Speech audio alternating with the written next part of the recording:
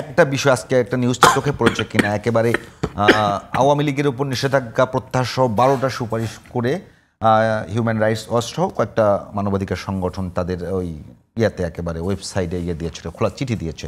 তো আমি যেটা বলছিলাম যে আমাদের শুরুটা যেটা করেছিলাম যে একেবারে আমাদের আলোচনার বিষয় নানামুখী চাপে নির্বাচন, এই যে আর্মির সঙ্গে একটা দূরত্ব, সারাদিকে আগুন, শিক্ষক আন্দোলন এবং সাথে যুক্ত হলো যে আওয়ামী লীগের ওপর নিষেধাজ্ঞা প্রত্যাহারের একটা আহ্বান। আহ্বানটা কে করছে? Human rights watch. আচ্ছা, এই বিষয়গুলোকে কিভাবে দেখেন? একেবারে শুধু একটা বললাম না, এটা তাদের অবজারভেশন। দেখেন, আমি নিজে ব্যক্তিগতভাবে আমি মনে করি যে কোনো রাজনৈতিক দলকে আমি নিষিদ্ধ করার পক্ষে না। এটা আমি আগেও বহুবার বলছি, আমি কখনোই পক্ষে না। এবং আমি এটাও মনে করি, দেখেন আমি শেখ হাসিনাকে গণহত্যাকারী মনে করি ভাই, আমি এটা পরিষ্কার কথা, এটা আমার অবজারভেশন। আমি যেভাবে দেখি উনি যে কাজ করছেন ওনার বিচার হওয়া উচিত, এবং উনি জেনে শুনে এই কাজগুলো অন্যায়গুলি করছেন। উনি করছেন, ওনার পুলিশ বাহিনী করছে, ওনার যারা অনুগত ছিল তারা সবাই এই কাজের সঙ্গে জড়িত ছিল। এদের সবারই কঠোর থেকে কঠোরতর বিচার হওয়া উচিত, এটা মনে করি। কিন্তু আমি পলিটিক্যাল পার্টিকে নিষিদ্ধ করার পক্ষে না।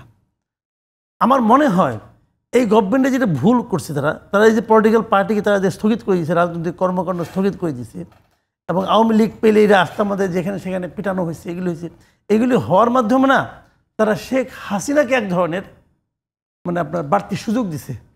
এটা আমি মনে করি সিম্প্যাথি তৈরি হওয়ার না, ওটা না, সিম্প্যাথি আলাপ না।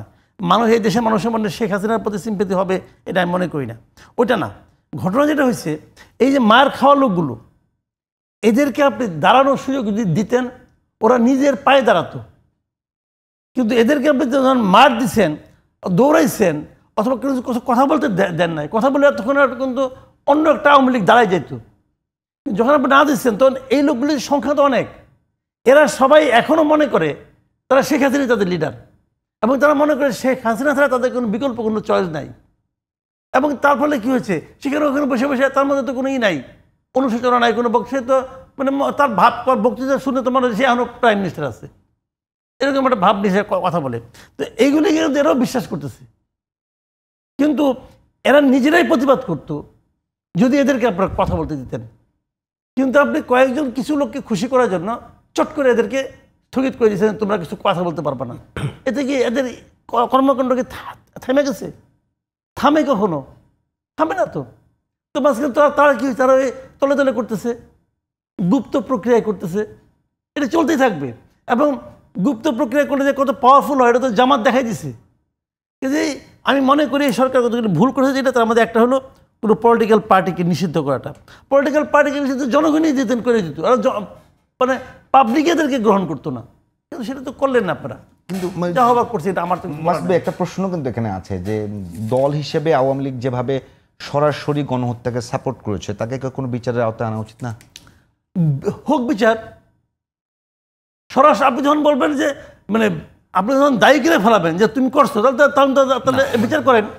আমার তো বিচার করার আপত্তি নাই, বিচার চলুক। বিচার চলা পর্যন্ত কি মানুষকে যেমন গ্রেফতার করা হয়, দলকে কি গ্রেফতার করার অপশন আছে? গ্রেফতার করা, জামিনও দেওয়া হয়। আওয়ামী লীগকে কিভাবে গ্রেফতার করা হবে? কিভাবে আপনি জামিন দিবেন? দল হিসেবে দল একটা মানুষ যখন আপনি যখন আমাকে অভিযোগ করবেন, আমাকে সঙ্গে সঙ্গে নিয়ে গেলো, নিয়ে আদালত আমাকে জামিন দেয় না, জামিন দেওয়ার যোগ্য মনে করলে? হ্যাঁ, এখানেও যোগ্য মনে করতে হবে। যদি আদালত মনে না করে, না মনে করে দিবে না, এটা তো আদালত তো তাকে স্থগিত করে না রে ভাই।